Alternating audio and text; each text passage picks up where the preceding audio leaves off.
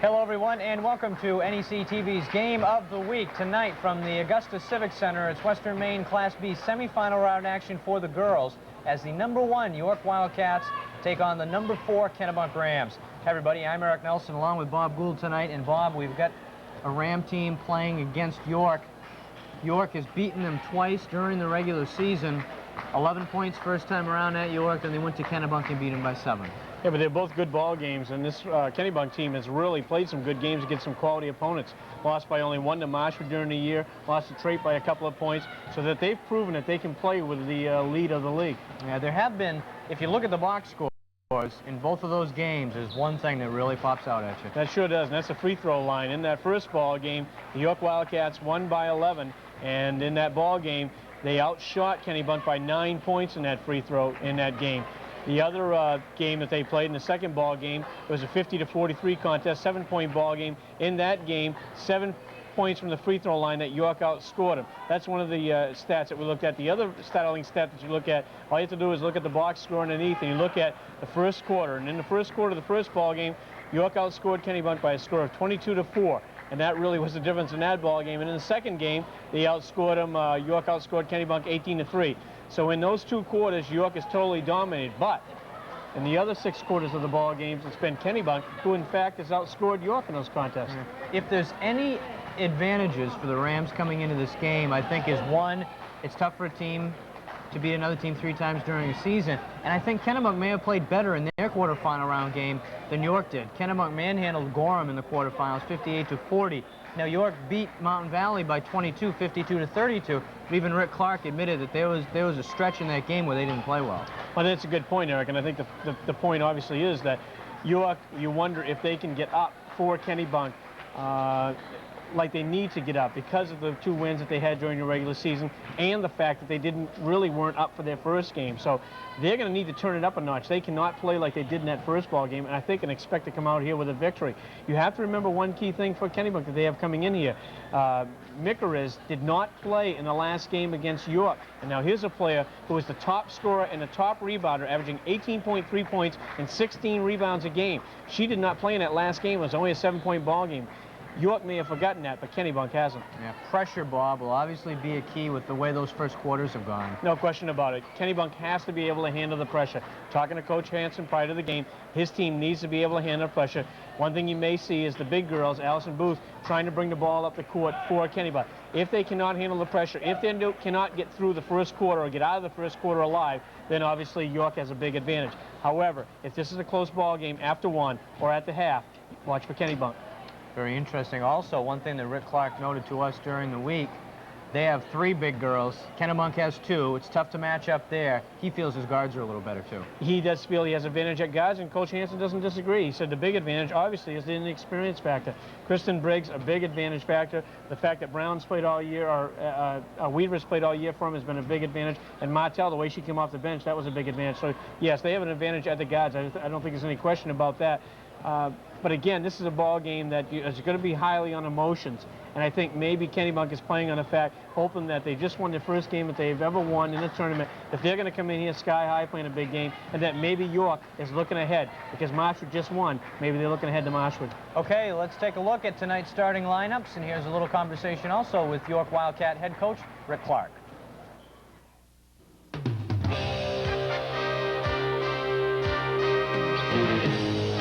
The York Wildcat girls team defeated Mountain Valley 54-32 in the quarterfinal round, and today they will play #4 Kennebunk in the semifinals. Let's meet tonight's starting lineup. At the point guard position, number 23, senior Kristen Briggs, who had 8 points against Mountain Valley. Starting at the other guard position is junior Jonna Weaver, who had 9 points in the quarterfinal round game, 7 of them coming in the second half. Starting at one of the forward positions is sophomore Andrea Little, who also had 9 points against Mountain Valley.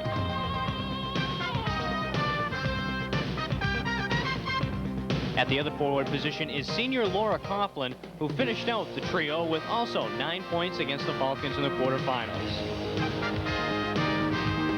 And starting at center tonight is sophomore Joanna Brown, who played well and scored 7 against Mountain Valley.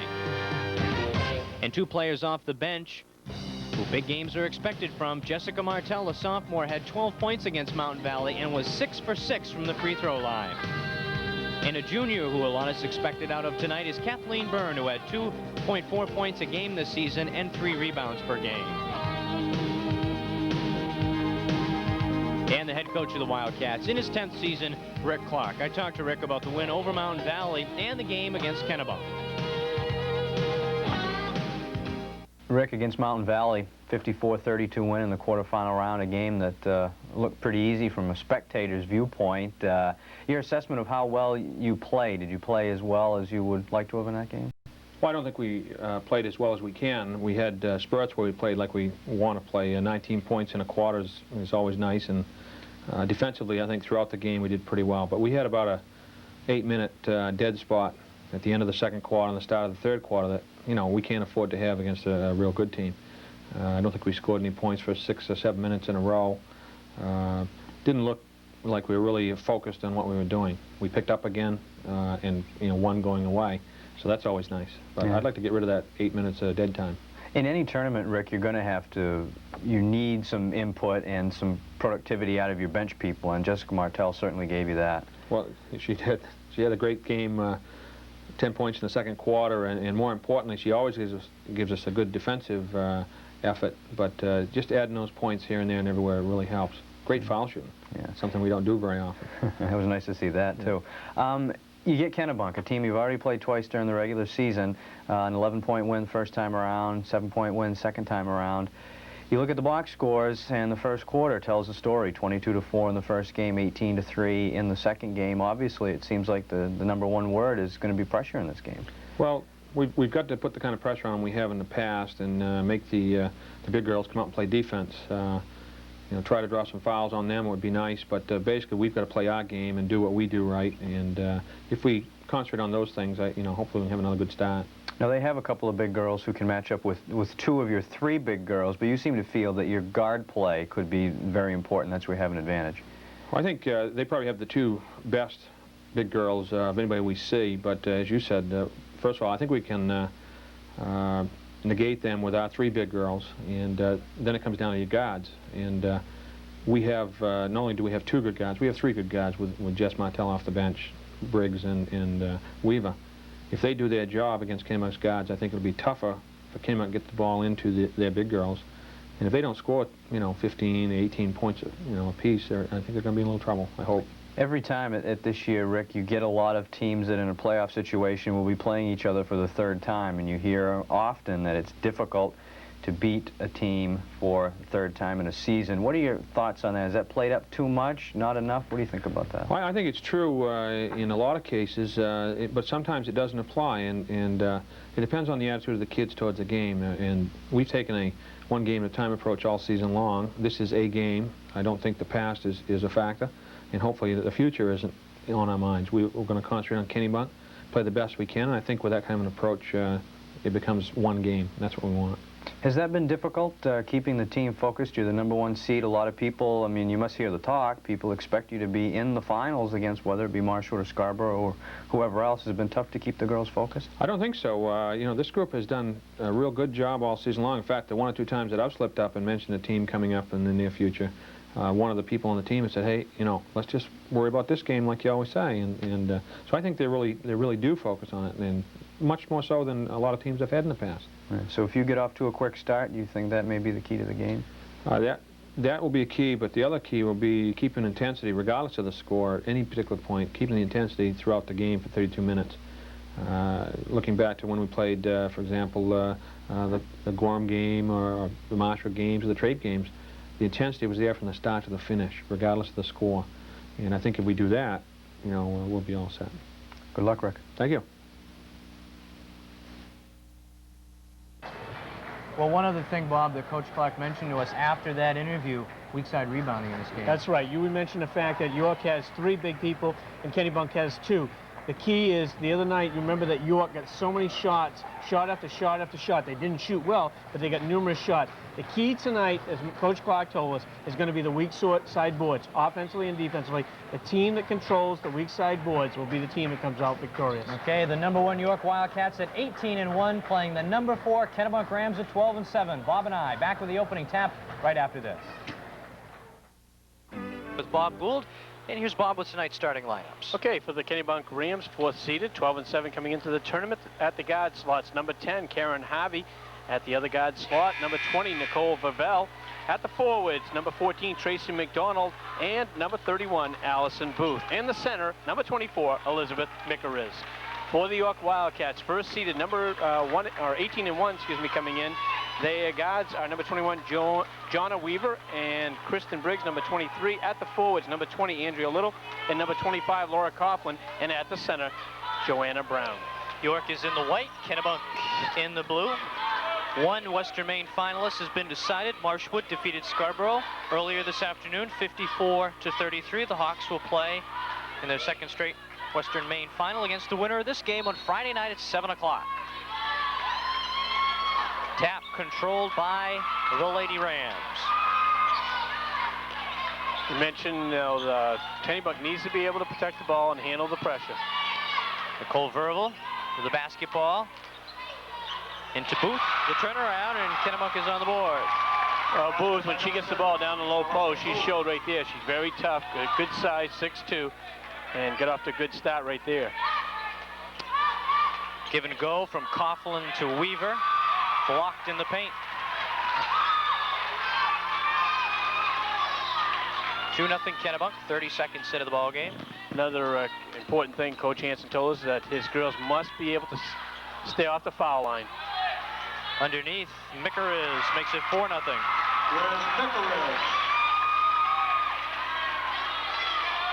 So the inside girls doing the work for Kennebunk here in the opening minute. Kristen Briggs, the dish to Andrea Little for 2. Teams come out red hot, 3 for 3, and we see York with some full court man-to-man pressure. Now a little trap. Harvey bouncing it underneath, and Mickeriz is fouled. Foul on Brown, I believe.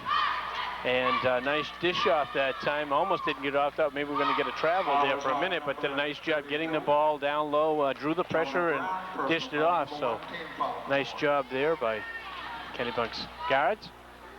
Our first foul of the basketball game, as you mentioned, Bob, it goes against Joanna Brown, and at the line is 5'11" junior Liz Mickeriz. Mickeriz, one of the better free throw shooters on the team. She's around 60%. The team on a whole averaging 54.5% from the free throw line. And as you mentioned, Bob, she did not play in the second game against York and had 23 points in the first game against the Wildcats. She hits one, and it's 5-2 Kennebunk. Just under 7 minutes left in the first quarter. And in the first two games these two teams played, all Kennebunk has gotten is 5 points in the first quarter. Or not even 5 points in the first quarter. 7 combined. Right.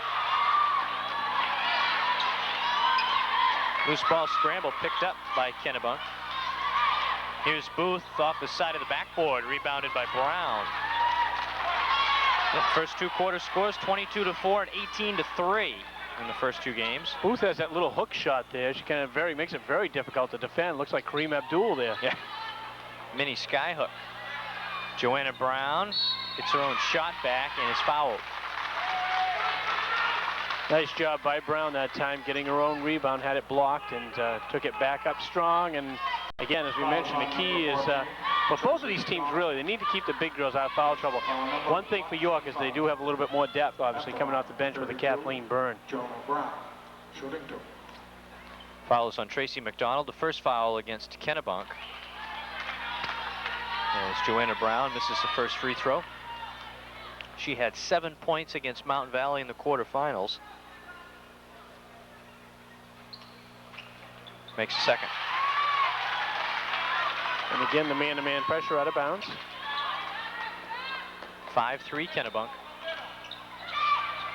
Booth's just so big she can throw over the zone as Briggs knocks it away. Well, the thing is, it's man-to-man, so that makes it a little bit more difficult. Doesn't matter quite as much. No. But she can still see people on the court, as you mentioned. She is just a freshman. Last time they had somebody release him, but they didn't let it go. This time, nice job by York defensively. Karen Harvey along the left wing against Coughlin, blocked. I've seen a number of block shots in this game when you get some big players like both of these teams do. Briggs missing from the free throw line. Rebound comes down to Brown, and she draws the foul. Well, what do we remember saying? Weak side boards, how key they are, and right there, Brown picked one up. Foul is on Booth. Her first and the second on the team. Allison Booth, personal foul number 1, team foul number 2. Send Joanna Brown back to the free throw line. Joanna Brown. Joanna is a 61% free throw shooter. Very respectable free throw shooting. Anytime you shoot 60%, I think in high school, that's a pretty good free throw shooting percentage. She can she can tie the game actually with this free throw. And we're tied at 5 with 5:47 left in the first quarter.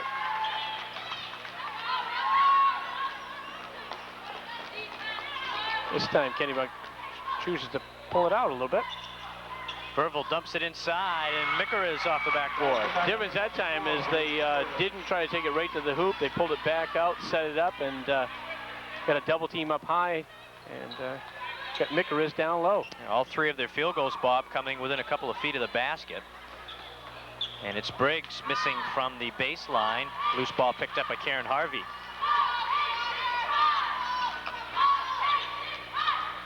Harvey goes baseline, reverse, blocked by Weaver. And we've seen more blocks in the first quarter than we've seen all year. Well, I don't think in that situation, I think you may want to try to get, the guys don't want to be taking that ball down low. We've seen that already. They're going to get it blocked. They're going to do that. Quick outlet from Coughlin to Weaver. And Jonna Weaver rolls around and out. It's the rebound taken down by McDonald.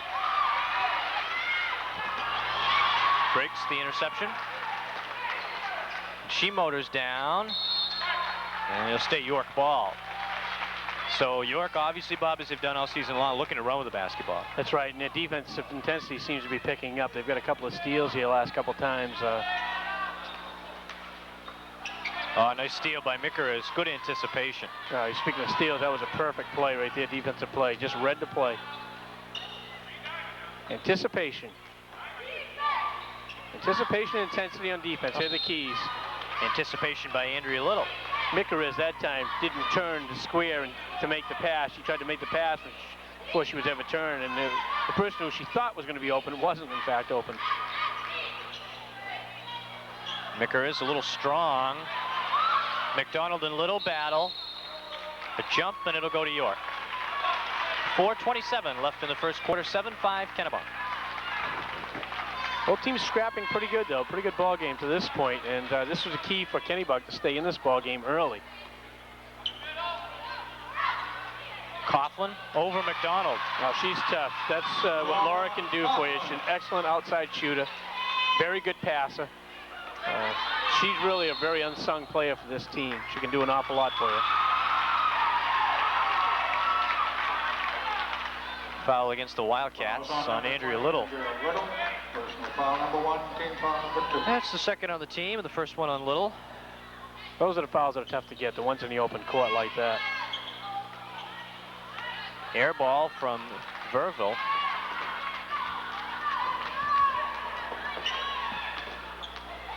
Briggs pushing the issue into traffic. Taken away by the Rams. I think Briggs might have liked to have a little contact on that one. I think she was a pinball there for a minute. Kick by Weaver. So far, if from Kennebunk's standpoint, they've done what they've wanted to do and stayed in the game in the first quarter. Well, this is an inexperienced club also. We mentioned it's the first game that they've ever won in the tournament's the last game against Gorham. So the longer they hang close here, the better it... Well, Joanna Brown lost it, and Booth makes the layup. Allison Booth. Yeah, those are uncharacteristic mistakes for York. Mentioned they're not coming off their best game of the year in the last game. Nice Joanna job. Brown ties Great job. up.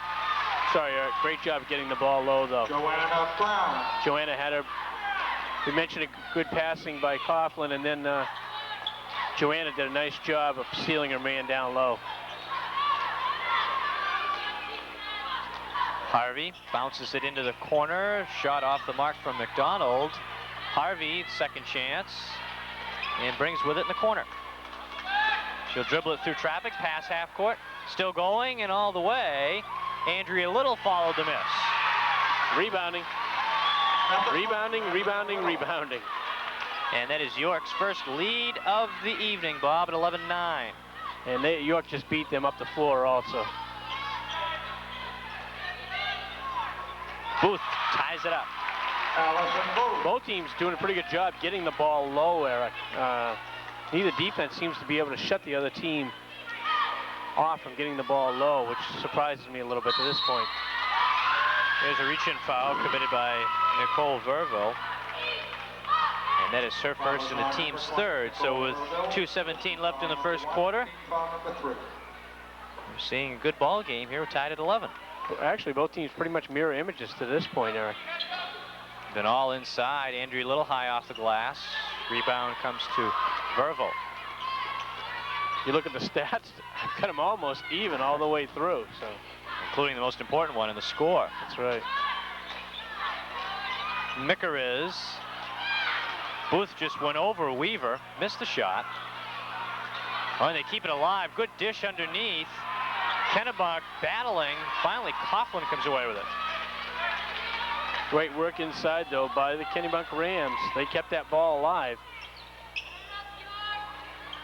Coughlin steps back and hits the basket. Laura looks so much more for her offense now than she did in the past. She's so much more confident with her offense. In the past, she was always looking to dish, dish, dish. But now when she gets the ball, 15 feet and in, she's looking to pass first, but she's not afraid to shoot second. We have a substitution for Kennebunk, number 13, Leanne Mai, a 5'2" sophomore, and for York, number 30, a 5'9" junior, Kathleen Byrne. Andrea Little, the rebound, the leaner, misses. Briggs battles. Weaver, and she gives it up. A little sloppy with 1:15 left in the quarter. Allison Booth showed she can handle the ball pretty well, Eric.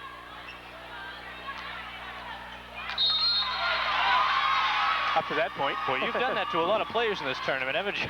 I know. It's almost like they can hear what I'm saying, huh? The kiss of death. York with the lead, 13-11.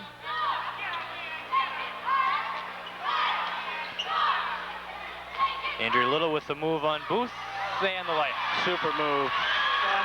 Made a little up fake, threw a defender out, and just took it strong to the hoop. 6 first quarter points for Andrea Little. And now as York starts to get the lead, that pressure seems to bother Kennebunk a little bit more.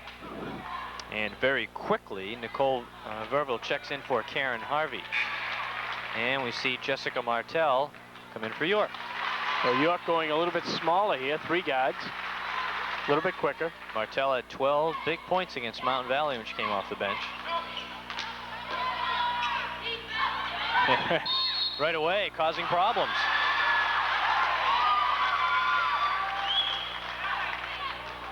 Well, Booth, as tall as she is, she wants to keep that ball up over her head, Eric. Don't want to bring it down. That's how you make little people big people. Or big people, little people. That's right. 38 seconds left in the quarter. York up by 4, their biggest lead.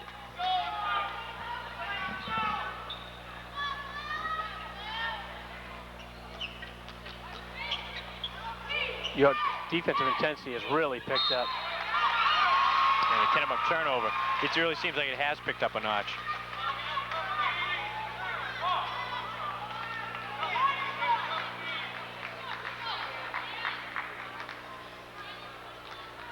Kristen Briggs will bring the ball up into the forecourt with 30 seconds left in the quarter.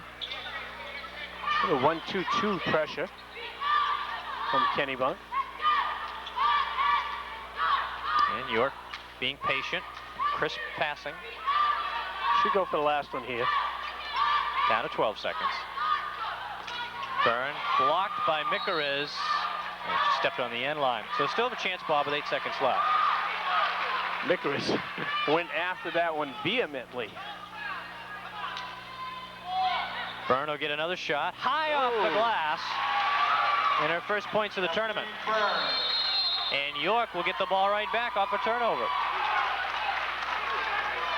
Well, I'll tell you, Kathleen wasn't shy. She got that first one blocked, but she took that one right up strong, not even thinking about what happened in the play before. 2 seconds left in the quarter. The give and go. Weaver, not there as the first quarter closes. So York scores the last 6 points of the first quarter to take a 6-point lead after one. On the Starbound scoreboard, they lead Kennebunk in this semifinal 17-11. You or your loved ones may need medical care at any time, day or night, for major or minor illnesses or accidents. York Hospital's emergency department is staffed round the clock with highly trained physicians and nurses. York Hospital's excellent reputation is known throughout the Seacoast area. Their quality care is what you need and should receive. In addition to an outstanding staff, York Hospital is well equipped, modern, ready to care for your health care needs. Why not make York Hospital your hospital? York Hospital, York, Maine, just over the bridge from New Hampshire. The Star Mountain Challenge is our commitment to you for the finest in selection, service, and price. Our selection of new Sentras, Stanzas, Maximas, the new NXs, the sporty 240 and 300ZX, pickups, extended cabs, and the four-door Pathfinders. No one sells for less, no one is more committed to your satisfaction, and no one will work harder to earn your business. So take the Star Mountain Challenge and see why no one outshines the star. Dave's IGA, York Village Shopping Center in York, has recently been renovated and expanded for your shopping convenience. Despite the many new additions and changes, one thing always remains the same at Dave's IGA: fast, friendly, dependable service.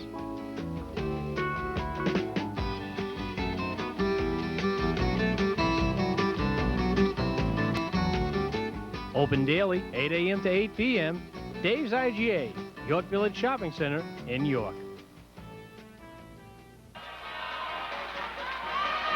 Welcome back to NEC TV's Game of the Week. A band here at the game today.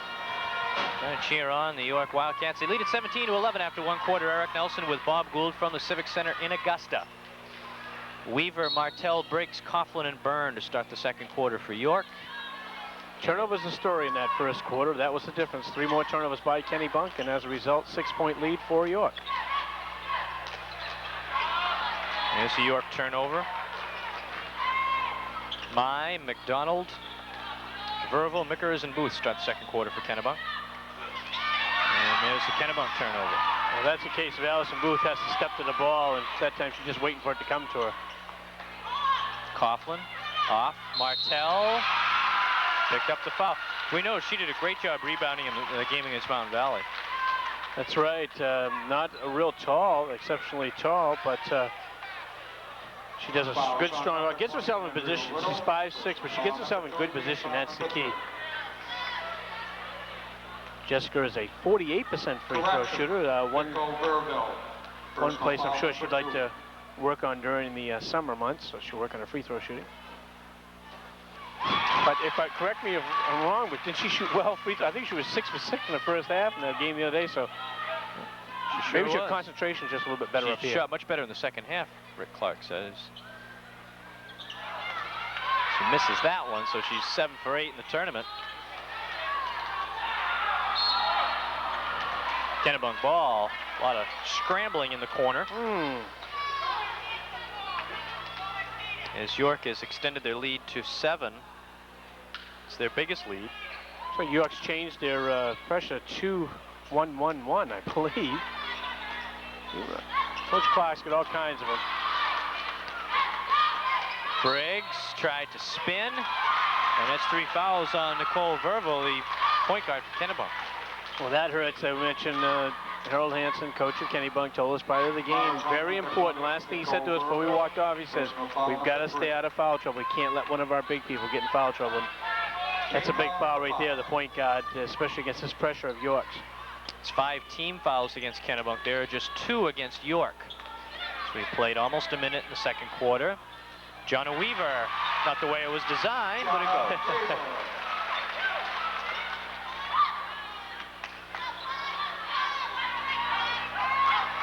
Allison Booth to Mickeriz on a double team. She draws the foul. That's a tough pass to be asking a 6'2" forward to be making that pass on the run like that. That's a tough pass to make. Foul is on number 25, Laura Coughlin. I'll tell you what, though, Mickeriz stays pretty close to the hoop, doesn't she? Every time I've seen her, she's right there at the basket. Foul on Coughlin, her first. Mickeriz, 6 points in the game. Mickeriz is averaging 18.3 points per game, along with 16 rebounds. And Coach Hansen told us a startling story about injury that she had last year.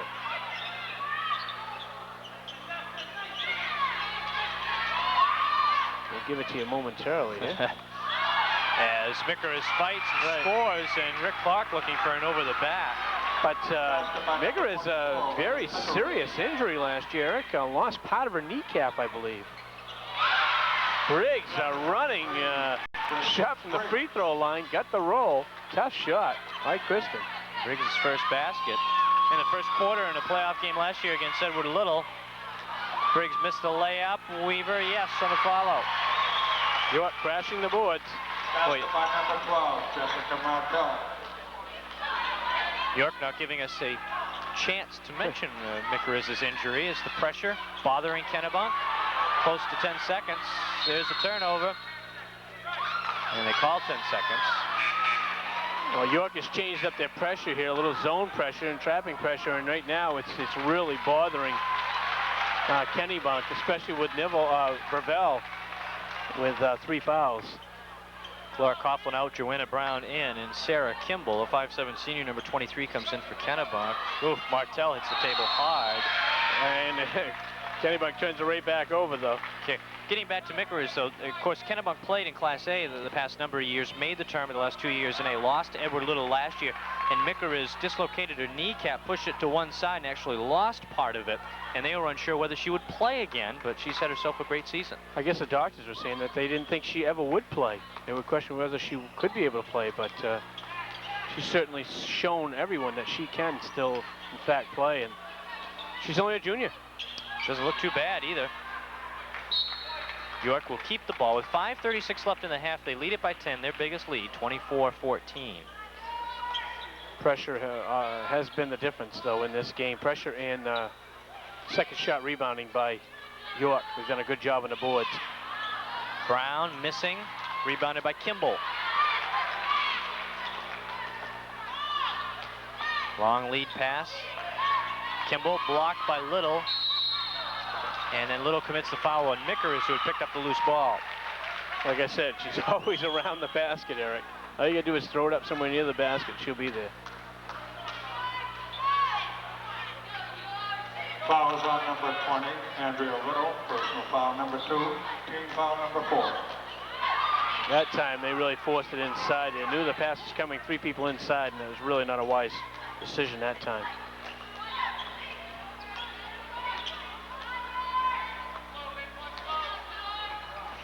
Oh, thank you very much, says Andrea Little.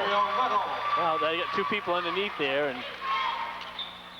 one person wasn't going to get it, the other one was. 12-point York lead, another steal, Briggs to Weaver.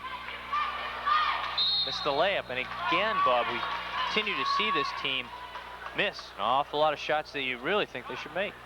Well, another thing is for Lady Rams, I think we're going to get a timeout here, so we can talk more about when we come back. But they're going to have to design something to handle this pressure a lot better. 4:47 left in the half. Kennebunk calls timeout. York leading Kennebunk in this semifinal, 26-14. For most people, the atmosphere at Litchfield's is a quiet, relaxing experience. Pleasurable decisions made in a pleasant atmosphere. A leisurely attention to detail. And in Litchfield's lounge, meet and share an intimate moment with friends. And of course, our staff is there for you. Litchfield's, Route 1 Wells. Joanne's Gardens, Route 9 in Wells, is your full-service florist. Joann's has a large variety of green and flowering houseplants, along with a large selection of cut flowers. With 28 years in the business, the Farley family has always provided the personal touch, from fruit baskets, balloons, and stuffed animals to custom-ordered silk-dried or fresh flower arrangements. No matter what the season, Joann's Gardens has all the items needed to brighten your day or someone else's. Located across from the Maryland Ridge Restaurant on Route 9 in Wells, Joann's Gardens, where your satisfaction is guaranteed. Day in and day out, all through life, having the right partner can help. If you're looking for the right banking partner for your life, come to Mid-Maine Savings Bank in Sanford. Mid-Maine is a sound bank with a hometown touch, and we'd like to be a partner in your future. Mid-Maine Savings Bank, we're partners in your future. 209 Main Street, Sanford, and Route 109 South Sanford. Member FDIC. Rick Clark breaking the huddle.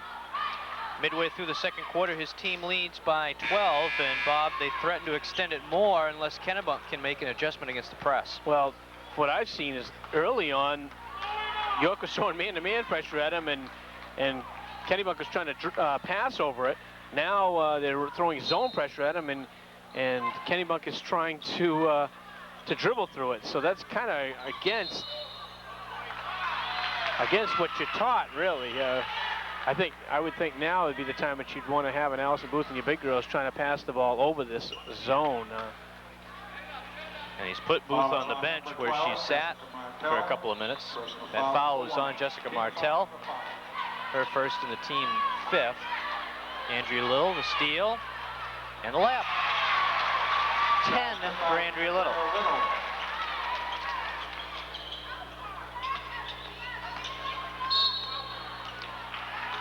It's not a turnover, it's been a foul the last few trips down. Well, Kennebunk, everything is just rotating the ball back and forth. They got nobody coming to the middle on a 2-2-1. You got to have somebody come to the middle, and coming to the ball, you got to make some diagonal type passes. And we're not seeing it. All we're seeing is just trying to rotate the ball back and forth. And York's really overplaying dramatically, but Kennebunk's not looking up the floor. Here we go again, side court pass. There's a pass into Harvey. They finally get it past half court. Well, that was a tough pass even there. She had somebody on the same wing as her. You got to look up ahead of you, diagonal. You can't look cross court. That's what they're doing. Every pass has come has been cross court. Harvey looking in and gets it to McDonald and swing it around. They certainly knew they were going to see this pressure. That's for certain. And a foul. This one, I believe, on Kristen Briggs. The only thing this may do is take some of that pressure that York's applying off a little bit, because it will put, of course, Kennebunk in a bonus situation from this point forward. That's the 7th team foul. So very quickly, Kennebunk shooting in the bonus. At the line, Karen Harvey.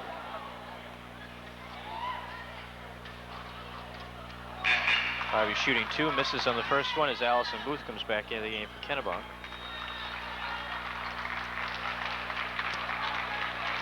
The Rams weren't even expected to be here in Augusta this year after losing all 5 starters, the top 8 players from a year ago.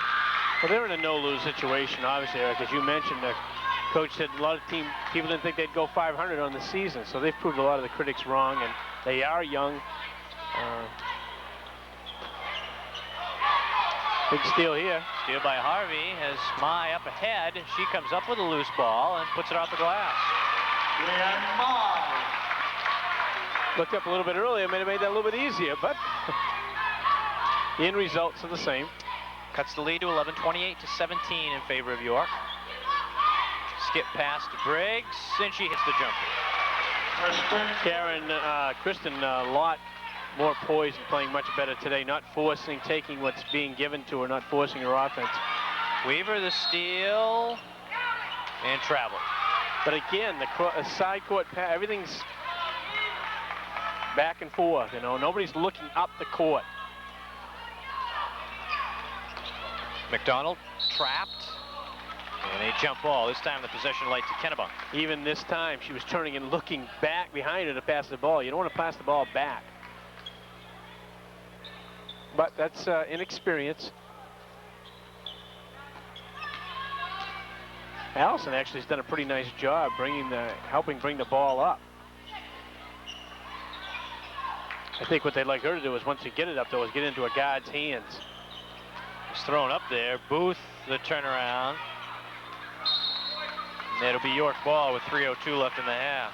Kennebunk hasn't had many shots at the hoop here, Eric. I've only got him 4 shots this entire second quarter. They have not shot the ball very much. You've got him for what, 1 basket? 2 baskets in this quarter, 2 free throws. Coughlin in for Martell. Give and go. Back out to Little, over to Coughlin, blocked by Mickeriz, back into Brown, the bounce to Little in the paint, over McDonald, rolls out, rebound to Harvey. York had the people there for the rebound, though. Karen Harvey, a 5'3" sophomore.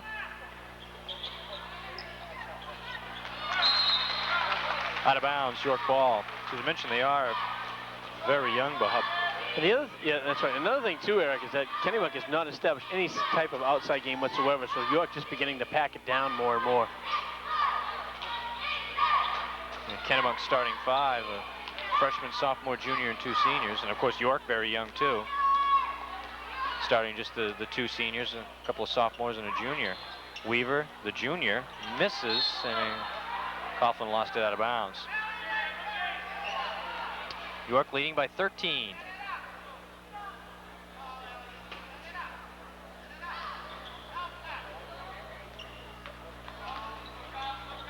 That time they looked up the court and they got the easy one. It should be a basket down the other way. Got to give it to a little earlier though. Micker is missing. Booth, he's tough at that size. Missed the hook shot. Here's Andrea Little. She looks up ahead to Kristen Briggs with my back. And Briggs missed a shot. Coughlin off. Little draws the foul. I think we've you know, one thing that's really has been established here, Eric, is the fact that York looked up the court, and that last break on that pass, if she'd have passed the ball, once she drew the pressure, make the pass, they would have had an easy 2, but instead she got herself in such a position that she allowed the defense to come back and fill, and it was actually too late then. Andrea Little at the free throw line. Little actually the best free throw shooter on this team at 72%. One of the better shooter, period. Shooting at 45 from the field. And only a sophomore. Little now with 11 points in the game as York ties their biggest lead of 14.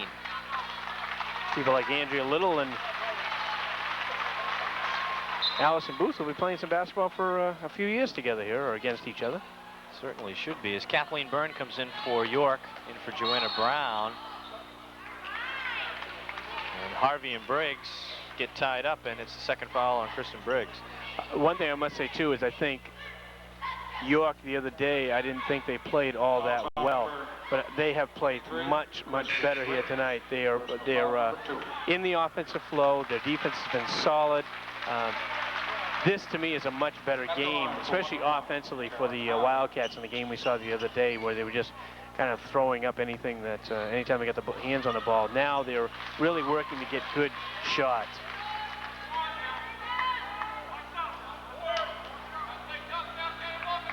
Karen Harvey at the line on the 1-and-1 free throw. Got him shooting free throws pretty good, I think, on the evening as a whole. Better than their 54% average, I believe. They are 5 for 8, 63%. Okay. So you're right. Good look from Leanne Mai, but it's knocked out by Andrea Little. 1:25 left in the first half. Mai, the open jumper, and then twisted her ankle. One of the rare outside shots. One of the rare ones from either of these teams. 1-3-1. Defense. Should leave the corners open. Good hustle by Laura Coughlin. Kept it alive as she went into the Kennebunk bench. And they'll reset the play.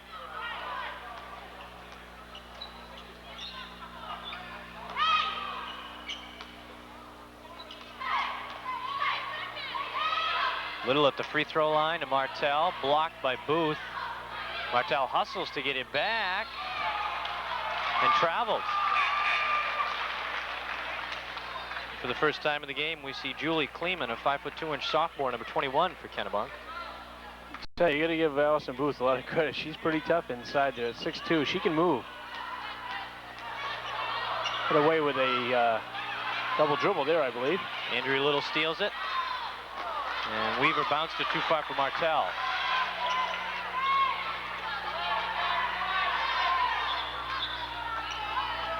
Harvey to Mickeriz. Oh, boy, that's tough against any player. Sure is. And that's a tough foul to draw when you throw up that type of shot. You don't want to be causing a foul. You want to get your hands straight up. She didn't make a move. She just went straight up and spun. And personal foul number 2. Well, second on Coughlin. You know, if you're a coach, you gotta say, please, just put your hands up straight. If somebody takes a shot like that, if they make it, God bless them. But that's the kind of shot we want them to take. Liz Mickeriz cuts the lead back into single digits with 11 seconds left in the half. Rebound comes out to Martell. 9-point York lead. 6 seconds left in the half. Right back to Kennebunk. And the half ends. So the Rams cut what was a 14-point lead down to 9, Bob, by scoring the last 5 points of the half. Oh, it's a good sign for Kennebunk. They seem to handle the pressure a little bit of York's a little bit better, but I think part of that is the fact that I think York took a little bit of the pressure off a little bit. I think you give a lot of the credit to York, actually, in that case. I think they kind of let Kennebunk get maybe back in it a little bit. But I think if York applies that pressure, unless Kennebunk does something differently at halftime to adjust to that pressure, I just don't see. I think York at almost any time can really turn up the defensive pressure and can just come away with steals and easy baskets just about any time they want. Okay, on the Star Mountain scoreboard, the number 1 Wildcats leading the number 4 Rams at halftime. 31. The girls, as the York Wildcats lead the Kennebunk Rams 31-22 at halftime. I'm Eric Nelson with Bob Gould. See some of the crowd here on hand cheering on the number 1 Wildcats. And Bob, let's take a look at what we've got for stats from the first half. Okay, for the Kennebunk Rams, 8 for 21 from the field, shooting at 38%, 6 for 10 from the free throw line at 60%.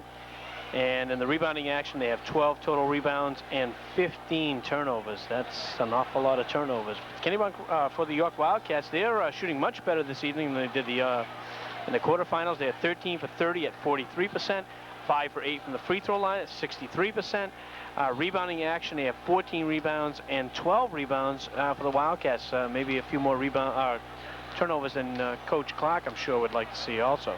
Let's take a look at the individual halftime statistics for Kennebunk. They're led by Liz Mickeriz with 9 points, Allison Booth with 6, and Leanne Mai with 4.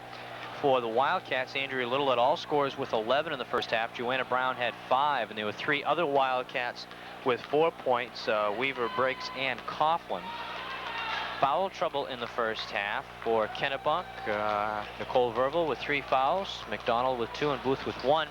For the Wildcats, they have 4 ladies with 2 fouls, Martell, Little, Coughlin, and Briggs, all with 2 fouls in the first half. So foul trouble really not a problem yet, but York with the 9-point lead, and it seems, Bob, that you know, almost with this team there's a button you can push, and they seem to turn things up and make it really difficult for an opponent. Well, defensive intensity. Coach Clark came out with a man-to-man to start, and I think maybe just kind of lured Kennebunk just a little bit into a false sense of security when they were able to handle that pressure. What kind of surprised me is the fact that Kennebunk came out trying to pass over the man-to-man. Usually in a man-to-man, what you do is clear the floor, give it to their best ball handler, and bring the ball up the court. But instead, they tried to pass over, had a few turnovers early, but not really that many.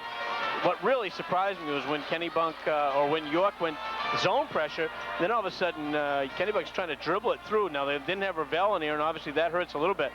But you cannot dribble through zone pressure. If you do, you're going to end up with 15 turnovers in a half. And I think, really, that's been a big factor in this game. Although I think York, without the 15 turnovers, would still be ahead in this ballgame, because I think offensively they've done exactly what they wanted to do. If they play with the offensive team offense they played in the first half of this game, the remainder of the tournament, they're going to be tough to be beat. Our score at halftime, York leading Kennebunk 31-22. The winner to face Marshwood in the regional final on Friday night. Stay tuned. Bob and I will be back with the second half in just a moment. You've seen Ken Plord at Biddeford football games for years. Now you can see Ken at his California paint store, York County Paint and Supply.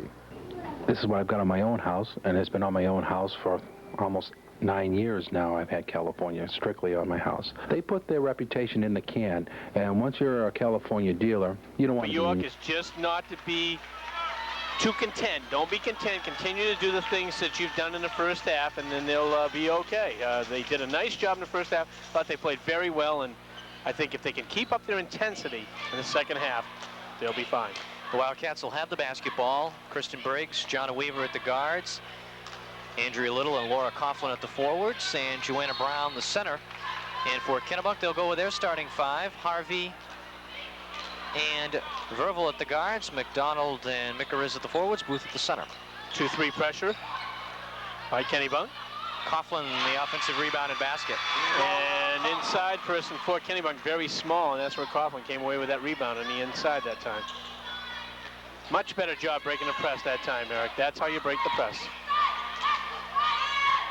Harvey tried to give it off to Mikariz. It's stolen by Kristen Briggs. The long bounce pass taken back by Verville. Nice trap. You can't dribble into the trap. You have to recognize the trap, hold it up, and get rid of the ball before the trap.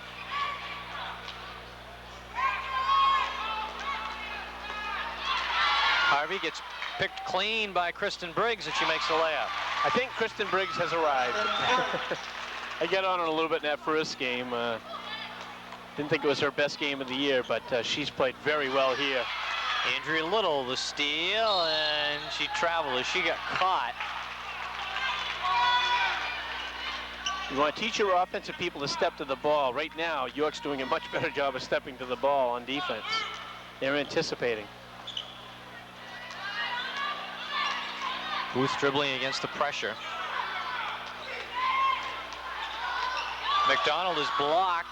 Booth falls off the back of the iron, and the ball goes off of Mikariz. They are letting them play, I would say. Although we've had some fouls, I think they're letting them play pretty much. A little bit of contact down here. Mikariz looked a little upset at herself as she came back and bumped into Kristen Briggs. And York breaks the pressure easily. Here's Weaver inside the free throw line and back out top. Briggs yelling for the basketball, set it up. Well, that's your leader for you. That's your senior. You get the lead, you play like you're ahead, not behind. Be patient. Make every turn down quarter a key time. Nice pass. Andrea Little with the basket. Andrea Little. Much more poised team, this York Wildcat team here this evening. York's biggest lead, 15 points. I would dare say that if they'd have played like they did the other evening, this game would be very close. Much closer than it certainly is. But they have definitely risen to the occasion here. Big plus here for York. They've scored the first 6 points now, or first 6 points of the second half. Allison Booth walks the... Briggs with her speed catches up to the ball. Well, set the play up. Yep, again, didn't force it. Going to get right back in the offense quick, though, before the defense has a chance to set up. She feels two people on her heel. Coughlin is short. Brown, the nice save. Tipped out to Weaver. Andrea Little. And a foul. I'll tell you what, right now, Coach Clark is inside. He may not change his expression on the outside, but he is beaming from ear to ear inside. I'll tell you, he has to be so happy with the way his girls are playing right now. I have not seen, all year long, I haven't seen York play any better than this. They are just playing very, very good basketball right now, Eric. And the key that we talked about in the pregame show, Bob, the weak side rebounding.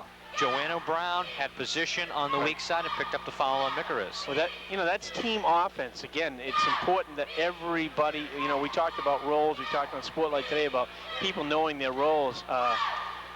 So often what happens is that ball becomes a magnet. And it's like everybody swarms to the ball.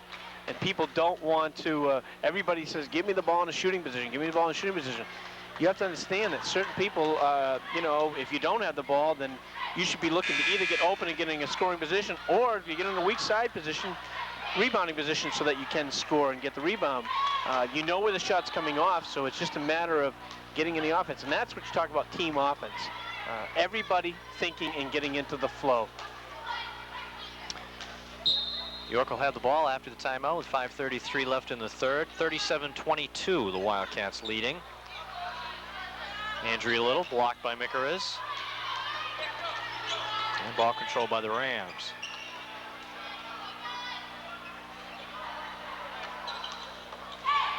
Kristen Briggs again. Well, this time she stepped on the line, but she's tough one-on-one defensively. Absolutely. If Kristen has any fault at all, is that sometimes she doesn't know when to turn the dial down a little bit, because once she gets going and playing well, she just feels like she can take that ball away any time she wants to. And most of the time she can, but of course she has to be careful. She doesn't want to get in foul trouble, especially in a situation like this, because you don't really need to. First three-point attempt of the afternoon is missed. Joanna Brown, nice job of dribbling the ball up court. Coughlin a little late getting to the ball. Somebody bring a birthday cake or something? I smell cake. Boy, I do too. I'd like to get a piece of it. I know. Not my birthday. It's not mine either, but I'll take a piece of that cake. I know, it smells awfully good wherever it's coming from. We're nowhere near the concession there. Maybe it's cotton candy. That's probably what it is. Yeah, could be that. Too bad you can't smell things on TV. Someday. Someday. Oh, no doubt, no doubt. You have this scratch and sniff thing on the front of your set. That's right, that's right. Oh, nice pass down low. Joanna Brown from Kristen Briggs. And Joanna Brown doing a nice job, because she was kind of off balance, but she righted herself, and Kristen Briggs gets her hand on another pass. Well, we talked about the first quarter being important. The third quarter may be the big one here for York. Mickeres is fouled, but York has scored, Bob, the first 8 points, and have outscored Kennebunk 8-0 here in the third quarter. Well, I was not overly concerned, but I guess anytime when you things are going your way so well, you worry about being overconfident and maybe just coming in a little bit flat. But York has just seemingly each quarter just turned the dial up just a little bit more, and I don't think they're satisfied with coming out with a win right now. I think that they want to. I wouldn't be surprised. Coach Clark says, "Well, did you see a score that first game there? That was about what, 25-point difference? Let's see if we can do one better on that. You know, let's say something back to Marshwood." Mickeres scores Kennebunk's first points of the half, cut the lead to 15 at 39-24. Notice the patience when York brought the ball up, always taking a step forward, passing the ball ahead. Nice give and go.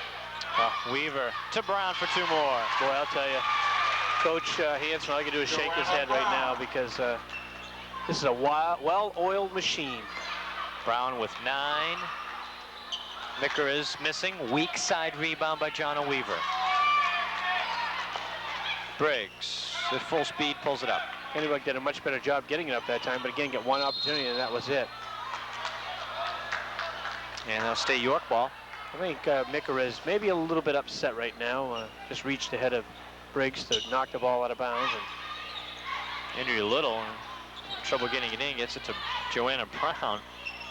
Off the back of the rim, Little draws the second foul on Mickeres. Little just crashing the boards.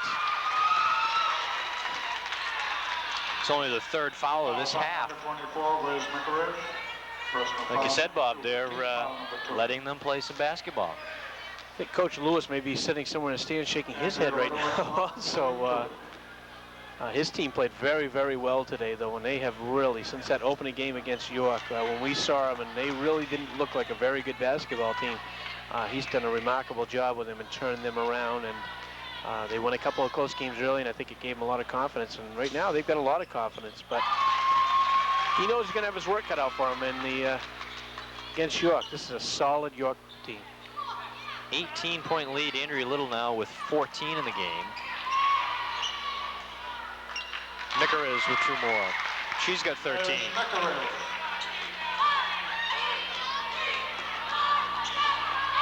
Oh, Briggs. But again, the rebound by Brown. Brown, 2 chances, and then got stripped by Leanne Mai, and then Weaver strips her.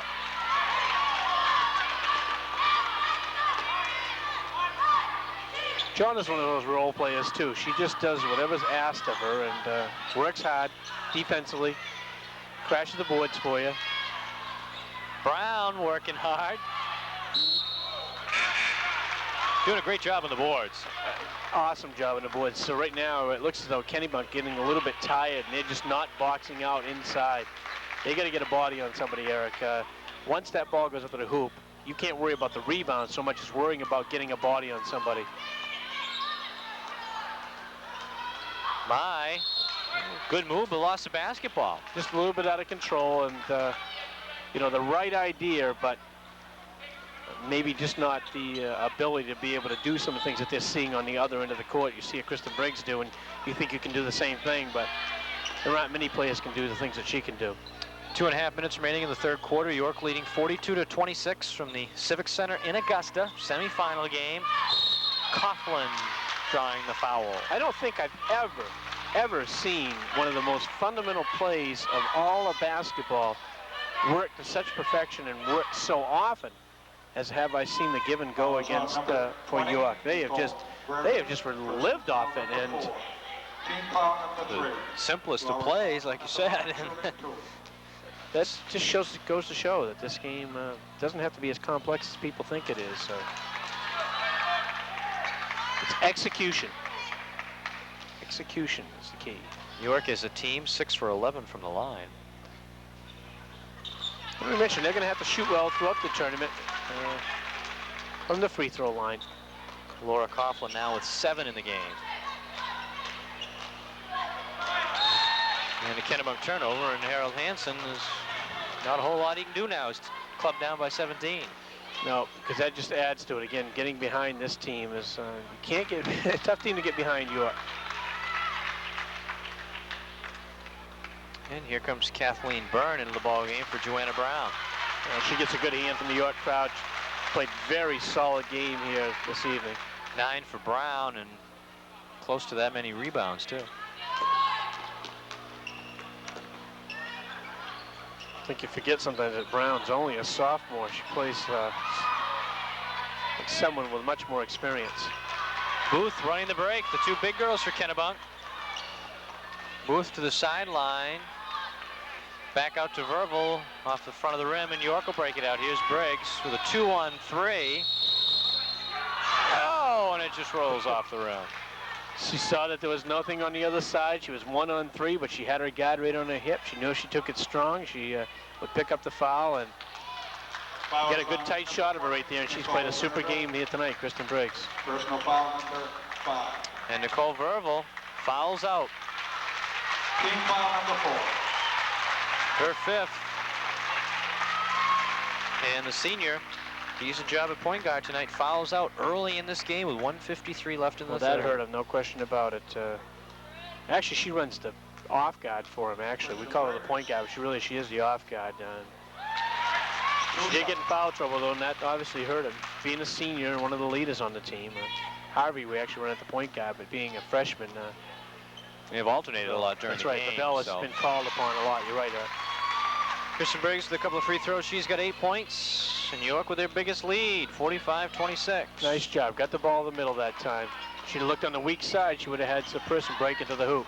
Martell in for York. Briggs. Ton of steals as she falls right down in front of the Butlers. Well, she's used to falling down. She's, whether it's soccer or baseball, softball, or basketball, she finds herself on the court or the field quite often, and that's just because of her all-out hustle. And Mai with a steal. Harvey up to Booth. No call. Micker is the offensive board. Kristen Briggs giving up a ton of height there, but went right after her. Just the second field goal of the half for Kennebunk.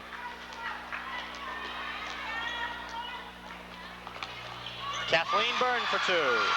Kathleen doesn't take very many shots, but she's shooting extremely well. He's only taken 2 or 3 shots here. I think she's made 2 and got 1 blocked. McDonald from the free throw line, and it goes. Got the roll. Kennebunk with a little pressure of their own, little 2-1-2.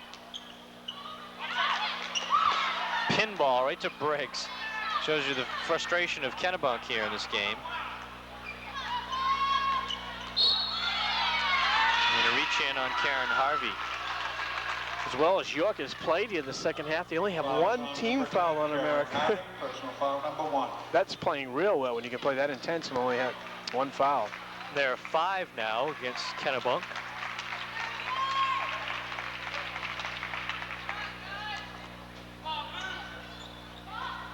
That time he looked for the give and go, and it was well read. Karen Harvey come up with the play. Having trouble getting it out of the backcourt. Tough pass. Got to come to the ball again. If she'd have stepped across the lane, she would have been able to get that. 11 seconds left in the third quarter. Coughlin got it tipped, and they'll have it with 8 seconds left. So they traveled about 30 feet in 3 seconds. Well, they should make it down the other end then, at this rate. Tracy McDonald is shaken up, holding her hand. Tracy, a 5'6" senior, also a senior, averaging 6 points on the season. I think she hurt her wrist, maybe on that transition. So Harold Hansen, in his 5th year as head coach of the Rams, will go to his bench with just 8 seconds left in the quarter. And we will see a new face. The medical team gets there. We'll see. Maybe it's a shoulder, actually. Well, maybe it is. Jessica Sherman, 5'6" junior, checks in. Andrew Little to put it in play near the scorer's table, up to Briggs. 2 seconds left, gets it down into Byrne. And Kennebunk will get it with 4 seconds. All that in 4 seconds. Harvey to half court, 2, 1. Ooh! Get it off the front of the rim.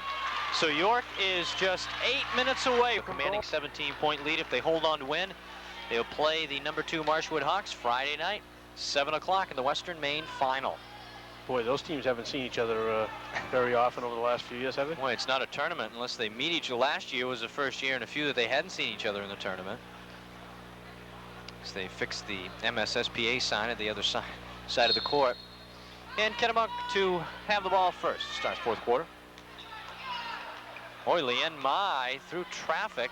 Well, she's hurt now. She's hurt, and she had twisted her ankle earlier in the game. And that penetration just takes the trainer off the bench onto the court. And this is the last thing you want to see. And it's difficult to tell what it is, a leg or... Looks like maybe it is a right leg. Almost looks like the people looking at the knee. Oh, maybe she twisted a knee. Yeah, he's rubbing her in the kneecap area. She went in between the 2 York players. May come down on her knee. Well, that is the last thing you want to see. You know, injuries are part of the game, but you never want to see injuries happen. And especially when you're a coach, there's not a lot you can do. You stand in,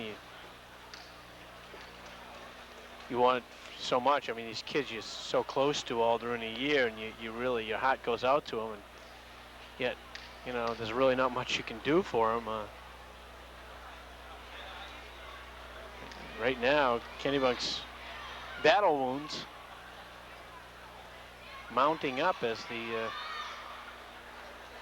I guess right now, if you coach Harold Hansen, he just may want to get out of this one alive now. We talked about him getting out of the first quarter alive. I think he just wants to get out of this one alive. Obviously it is Leanne Mai's knee. She is just a sophomore, so she's got a lot of basketball ahead of her as she tries to put some pressure on it, and she'll walk off the court. So that's good news. That is good news. Now, even at halftime, Bob, this was a game. Kennebunk only trailed by 9 at halftime, but York scored the first 8 points of the second half and then essentially put it away. Well, they did they just played very, very well. And again, I think they played as well as I've seen them play this year. And it was an impressive 4-minute stretch to start the half. I mean, they played well the entire half, but it just seemed like maybe they knew it was still a game and that Kennebunk was still in it at half, and maybe they didn't want him hanging around much longer. First 4 minutes of a half, very important. They can make the difference. I mean, if Kennebunk gets off to a good start there, it's a ball game. But to York's credit, they didn't let him get back in. In fact, they just put it away. York turnover with 7:27 left in the game.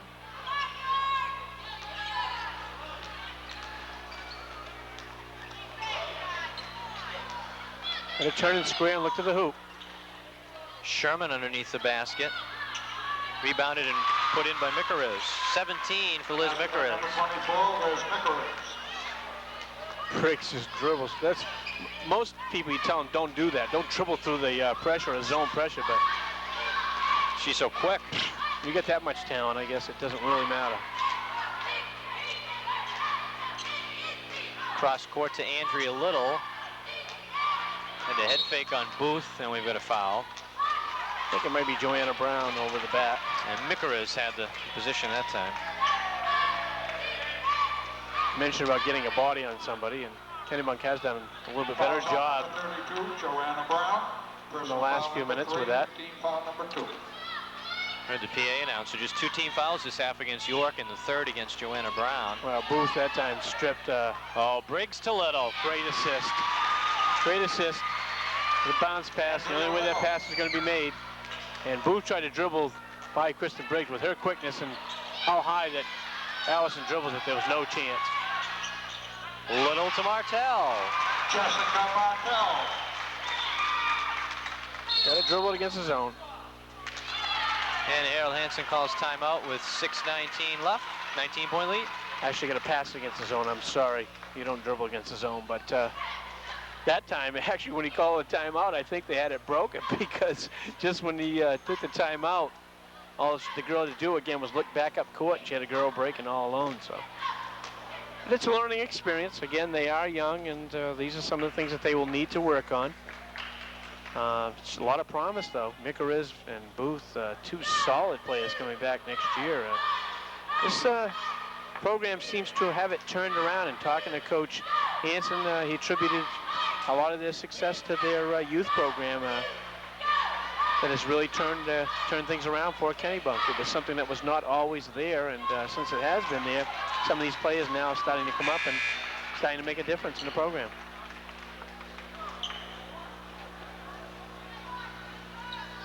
See, York now pulls the pressure off with the big lead. A nice gentleman that Mr. Clark is. There's a steal, Andrea Little. Little now with 18. York's going to pick up in the half court now. And Andrea Little nearly came away with another one. Mickeriz missing. Sherman fouled by Briggs. When Booth made that pass, I didn't know if it was a pass or going to be a shot. The way she shoots, the way she shoots some of the time, she shoots like that. Yeah. Fouls on number 23, Kristen Briggs. Personal foul number 3, team foul number 3. Kristen Briggs' third foul. You notice one thing Kennebunk also does, every pass is trying to make one pass. You notice York a lot of times uses a skip pass, so that avoids that overplay because you're denying one pass away. One player away you're denying, and that allows that skip pass to be open. I think maybe Kennebunk looked at that just a little bit more. Sarah Kimball shooting 2. Melanie Griffin, number 24 for York, has checked into the game from Martell, seeing her first action. So Rick Clark has used 8 players as Kimball misses both free throws. And Harold Hansen has used 9 in this game. 53-32, York up. 5.5 minutes left in the game.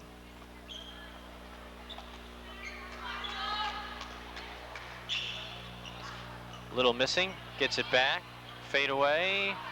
Brown's there to follow, in and out. Gets it back, tries it again and puts it in. Very tough inside. dominating. Joanna Brown. That's without Laura Coughlin. 11 for Brown. Micker is missing. Brown the rebound. Pass slightly tipped. Griffin. And she'll wait. He'll set up the play. Nice job to look at the court, not force it. Under control.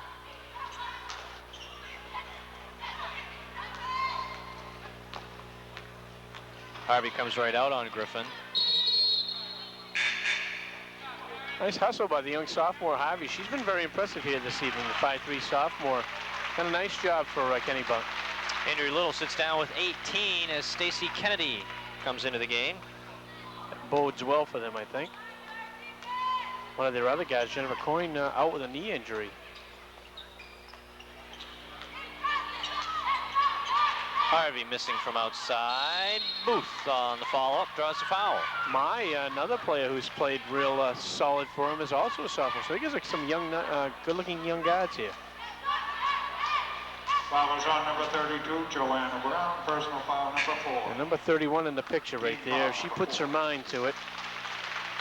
She puts her mind to it and goes to work for the next 3 years. This young girl has the potential to be as good as any big person I think we've seen in a long time. She's got all the tools.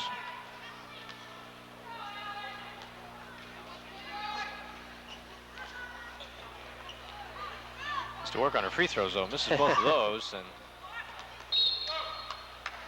Kennebunk ball. Foul, by the way, was on Joanna Brown, her 4th. She's only 50% free throw shooter, but she's averaged 12 points a game for them and 11 rebounds and 9.7 blocks a game. That's the incredible part.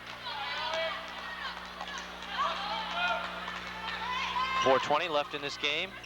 Oh, what a pass. Briggs to Kennedy for 2. Stacy Kennedy. I'll tell you, Kristen's played as well as I've seen her play here this evening.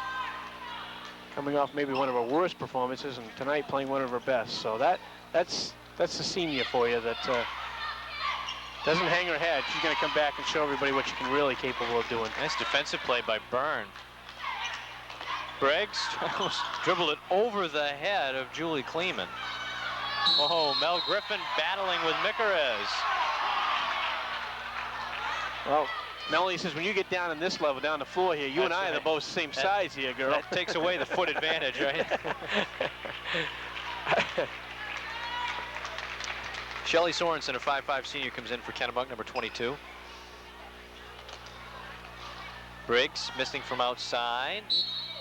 Kennebunk ball with 3:40 left. On the first half of our York doubleheader. Yes, we've got another semifinal game, this one with the boys, as the boys will play Mountain Valley for the 3rd straight year. The number 2 and number 3 seeds. Kristen Briggs with the steal and finishes it off at the other end.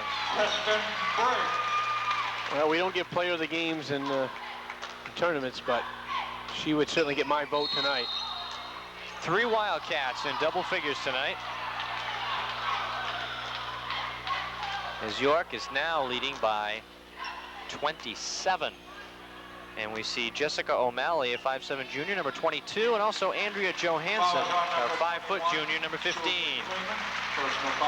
Well, Kristen Briggs goes out and she gets a great hand, and Coach Clark very pleased with her effort here tonight as well. He should be. Briggs leaves with 10 points. Coughlin leaves with 7. I think if Coach Clark, if I could get all his players to react that way to constructive criticism, he'd probably ask me to do that 4 or 5 of his players every game. Mel Griffin took it strong but got blocked. It's too much of a height advantage there for Booth.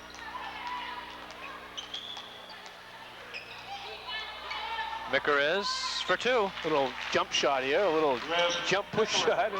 I think if she turned it just squared, she could probably make that a little bit easier, but 9 for Micarez. It stops a, oh my goodness, stops a 14-point York run. It's not quite like you teach people to shoot. No. Try to get them square to the basket. But I guess whatever works.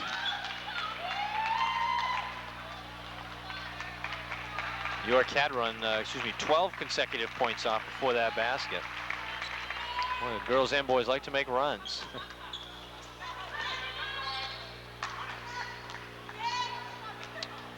2:20 left in the game, 25-point lead.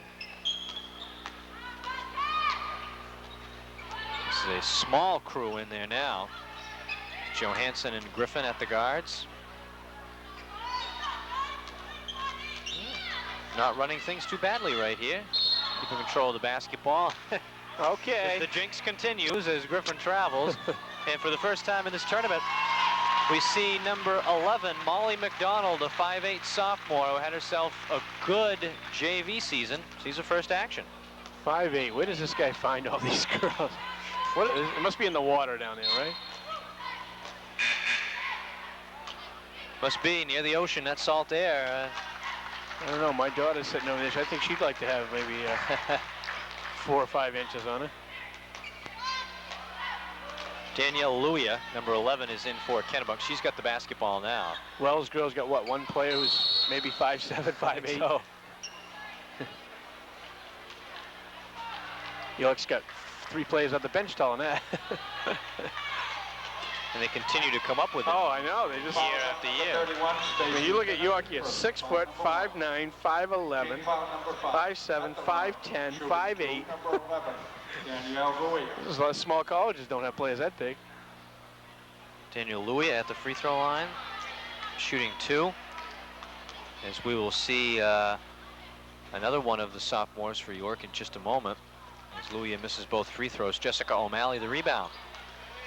So Mel Griffin running the show. York with a 25-point lead. What did I tell you? What was the score of that first game? 21 points. Okay. That's the difference. 54-33. Marshwood beats Scarborough.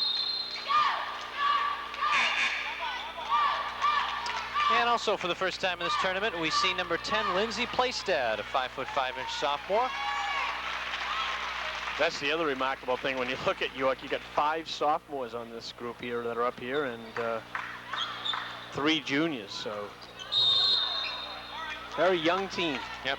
And Shannon Mankin for Kennebunk comes into the game. So Harold Hansen has used his entire bench, and just about everyone has played for York. Another freshman for Kennebunk. Yep. I believe Melissa Stone, the only player who's not played for the Wildcats. Shot missed from outside. Johansson with rebound. No harm, no foul.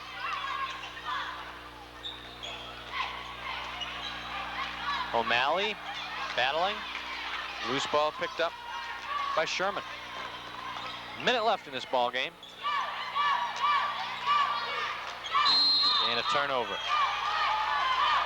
53 seconds left. We'll get a close one here yet. I know we will. That clock is going to come into play someday. Actually, I heard the buzzer work for the first time here today. It went after the gun went off, but there's a steal by Kleem and then a foul with 44 seconds left. Actually, we hope that doesn't have to come into play, actually. Yes. I would hate to. No foul. Stepped on the line. No foul there either. No, Kleeman with a steal. 40 seconds left. No foul. Sherman missed. McDonald the rebound. I think you're going to have to literally mug somebody to get a foul right at this time. Oh, we did get a mugging. 24 seconds left. Shelley Sorensen picks up the foul. We're not going to the free throw line now. No, neither team reached the bonus in the second half. Just 11 fouls called in the half. Oh, yes, they did. I'll take that back. No, that was their 7th. Okay. I have them for 6, so. You may want to talk to you about I think that. I missed one. I think I might have missed one there. At the line, number 15, Andrea Johansson, 1-1.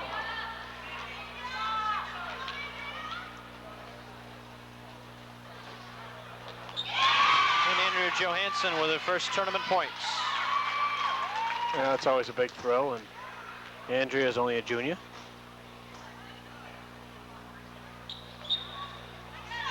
Second one off the mark. McDonald had a chance at it.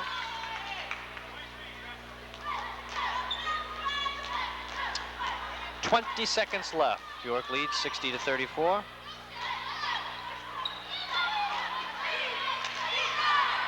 Shot missed by Mankin. And we get a foul. First girls game of the year we did was York and Marshwood.